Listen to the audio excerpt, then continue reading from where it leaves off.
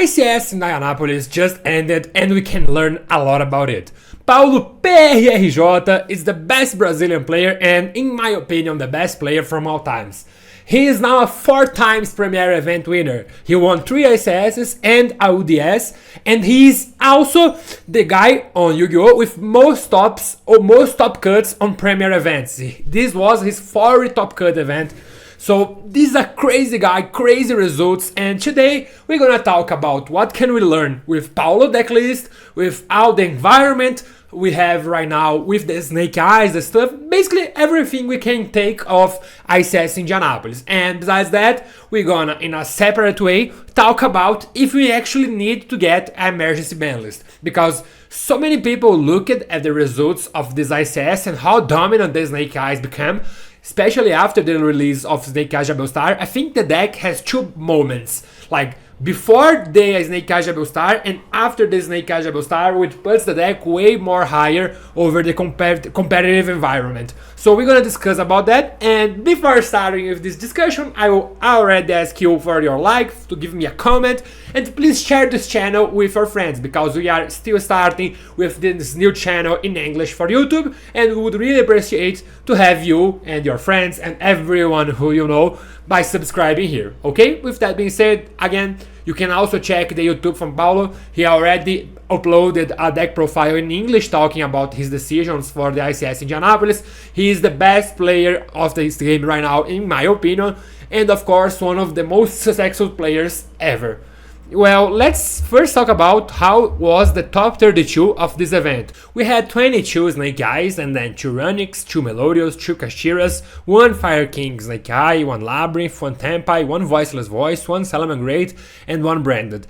And even if we, before this event, like in other events, we already had a very dominant Snake Eye, this is the first time, on what I remember, that no deck has such a successful way to play against the Snake Eye. Like, the best decks were not Snake Eyes, were like 2 Runix, 2 Melodios, and 2 Kashiras. This is simply not enough, and I think this is directly a result by the release of the Snake Eyes Jabel Star card, a card that gives to the deck more resilience and more strong plays to do, especially over your whole hybrid lines. You know, the hand traps are more weak because you have more ways to play around them with the Snake Eyes Jabel Star. So this just turned the Snake Eyes deck way better. And if we look about how the top 16 also went, like at least here we have almost the half of non-Snake Eye decks. And when we go for the top 16, this just turns to 25%. We have 1 Branded, 1 Tempai, 1 Melodios, and 1 Labyrinth. And if we go further on the event, this is even worse, because we just have 1 Labyrinth on top 8, and this Labyrinth was piloted by Raymond Dye, one of the best players of the United States, but who also lost on top 8. And then the top 4 was Christopher LeBlanc, Simon He, Paulo Gonçalves da Silva, Prrj, and Cameron New. And these are 4 of the best players out of this season. Cameron New just won another ICS. Paulo, we don't have to talk about them and about how successful these 4 players are. So why, even in such a weird state of the metagame, why this kind of players they still performing well? Is because they are just better. Doesn't matter how the format looks like, doesn't matter how lucky based the format looks like. Those players, they are not gonna do mistakes, and they are gonna do the best decision possible for each situation, and this is what separates them for the regular and for the average player of Yu-Gi-Oh! And that's why they keep getting successful event after event. But as we can see on the finals, for example, if we watch the finals between Paulo and LeBlanc, this wasn't a final very reliant on skill. If we can see for the deck list, for example, they don't fear that much. Like, Paulo deck list is very interesting because over their 44 cards, he's playing 24 of them being hand traps or ways to stop your opponent hand traps, like cross out and talent. And we also have LeBlanc deck list. There is nothing much special. We can just talk about how he made a very important deck, a very aggressive approach into the Snake Eyes matchup. Also Cameron New deck, there is nothing very important here to say. Also we have the Simon He deck list. We can talk about how he's playing the Sky Cloud, 3 Heart, and the Puzzle Mino, because these are 2 very different cards that we don't see a lot of times.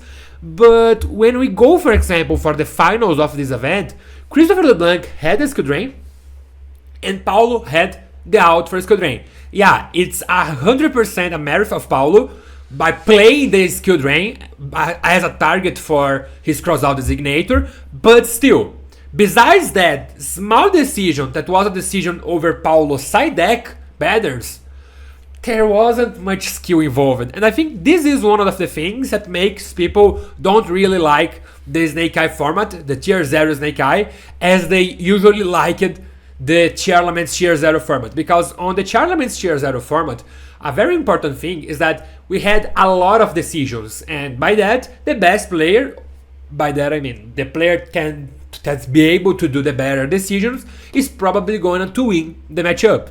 And this is not the case over the Snake Eyes. Even Paulo, Simon, even if they are better than the regular player, than the average player, when they are on the high level, when they are in such a stacked top cut like this top 4, there isn't very much things to do about your skill. It's more about the cards you draw than the way you are playing. Of course, because they are very good players and they will play it like most likely the perfect way to play and to give the best approach possible to each hand or which play style you can get with the Snake Eye. But then, since both opponents are playing the perfect way, there isn't much skill involved. It's more about the cards they drew. And of course, this doesn't take any kind of merits from all these top 4 players, because we can see how solid the decks look like, how Paulo had a very interesting plan of going up with 12 cards in their side deck for going first against Snake Eye, and having by his main deck a very crazy matchup playing against Snake Eye. The odds of Paulo drawing 2 hand traps while the first 5 cards is more than 80%. This is absolutely crazy, and it is of course one of the reasons that Paulo had the capacity of winning this event. But still, now we gotta talk. Even though the skilled players, they are still gonna perform better, even if the format is like 100% lucky base, because you are not gonna win just by being lucky. Yeah, you can win a match, you can win a game just by being lucky, but in a long-term run, like a 11 rounds event, plus top 32, top 16, top 8,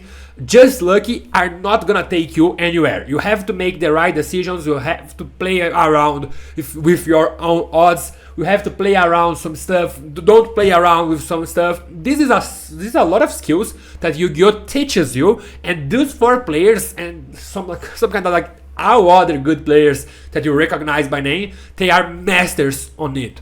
So from now on, we gotta discuss. Even though they are still performing because they are better than the average player, do we need an emergency ban list? First things first, I don't think an emergency ban list would be that emergency right now, especially because we are playing a Snake Eyes format from a long time ago.